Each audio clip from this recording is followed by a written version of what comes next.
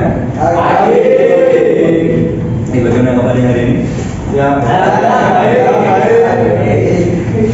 Untuk mengawali pelajaran pada pagi hari ini mengenai pemrograman, marilah kita berdoa terlebih dahulu. Berdoa untuk agama dan kepercayaan masing-masing. Saya persilakan. Selesai. Oke, terima kasih. Untuk pertemuan kemarin, kalian sudah mempelajari mengenai if bercabang dan juga fieldcase, ya kan? Ya. Modul sebelumnya, modul 4 dan 5. 4 dan 5, ya kan?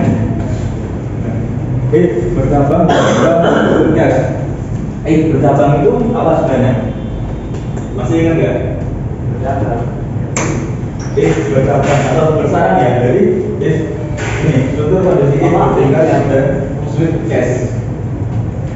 Nah sini struktur kondisi if bertingkat itu merupakan struktur if atau if else yang berjumlah lebih dari satu dalam sebuah program. Jadi contohnya seperti ini kan if else dan if biasa. Ya, yang dua ini if else, tapi yang cuma satu if aja, ya kan? Nah, contoh dari yang beragam seperti ini. Berarti lebih dari 2 option.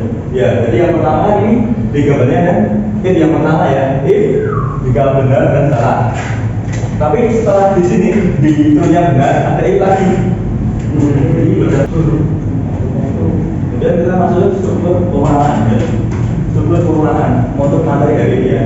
Yaitu struktur perulangan adalah menggunakan untuk menyelesaikan persoalan suatu proses yang dikerjakan beberapa kali sesuai pola tertentu. Jadi ada polanya. Bisa dikerjakan beberapa kali dan juga mengikuti pola. Dengan struktur perulangan dapat memprogram untuk menjalankan satu atau beberapa perintah yang ada di dalam blok perulangan sesuai dengan nilai yang ditentukan sampai mencapai batas tertentu. Jadi meskipun bisa dikerjakan beberapa kali sesuai dengan pola, tapi struktur perulangan pola ini digunakan untuk mengulang suatu proses yang telah diketahui jumlah perulangannya. Jadi ada batasnya nih. Misal untuk mencari 10 bilangan ganjil yang pertama, 10 bilangan ganjil pertama berarti cuma sampai 10 bilangan. Nah, strukturnya ada seperti ini. For inisialisasi titik koma kondisi titik koma perubahan kondisi dalam kurung dan itu terus dimulai dengan kurung pelawar. Ini adalah flowchartnya ya. Dari inisialisasi kemudian turun ke kondisi.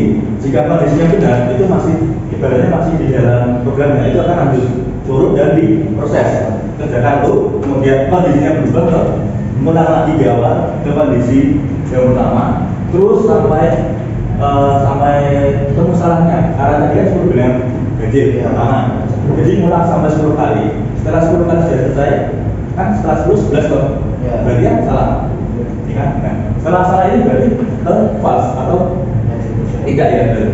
Terus next, jadi inisialisasi itu cuma satu kali di awal ketika strukturnya dijalankan. Kemudian kondisi bernilai true atau false dan akan membatasi proses perulangan. Selanjutnya adalah perubahan kondisi. Suatu instruksi yang dapat mempengaruhi nilai kondisi. Perubahan nilai suatu saat dapat membuat kondisi bernilai false. Jadi kayak tadi misal udah 10 selesai langsung ke 11, berarti kan salah tuh. Berarti langsung ini bernilai false, selesai. Nah, ini contohnya. Di sini i x sama dengan 1 print 10 bilangan ganjil pertama. For dalam huruf i sama dengan i sama dengan 1. Nah, i sama dengan 1 itu adalah inisialisasi. Nah, sudah program itu adalah seperti ini. Jadi 10 bilangan ganjil pertama dimulai dari 1 terus sampai ke 19. Jumlahnya ada 10 kan nih? Ya. Ya. Sampai sini ada yang ditanyakan? Banyak. Dengan saya itu kalian akan mengerjakan modul yang akan saya berikan nanti yang akan saya berikan yaitu untuk mengerjakan perulangan for dan juga while dan do while. Lalu struktur perulangan for. Nah ini ada latihan-latihan dan juga tugas. Silakan dikerjakan sama karena ini adalah pelajaran praktek, kalian akan menggunakan itu.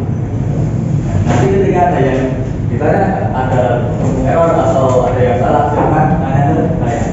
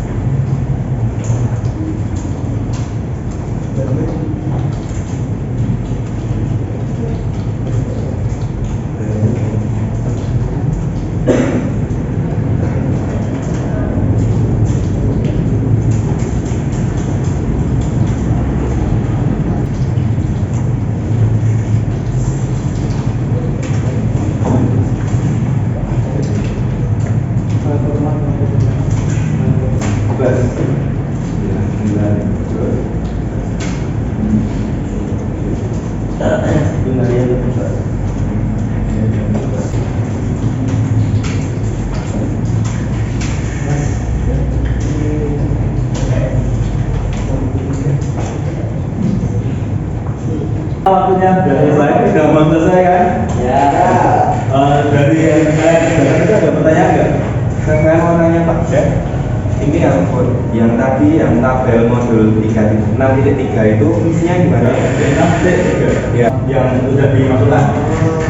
Terus input A ini nilai input yang sama, kemudian A bisa dari next itu ini ya input A 10, kemudian bisa dari next.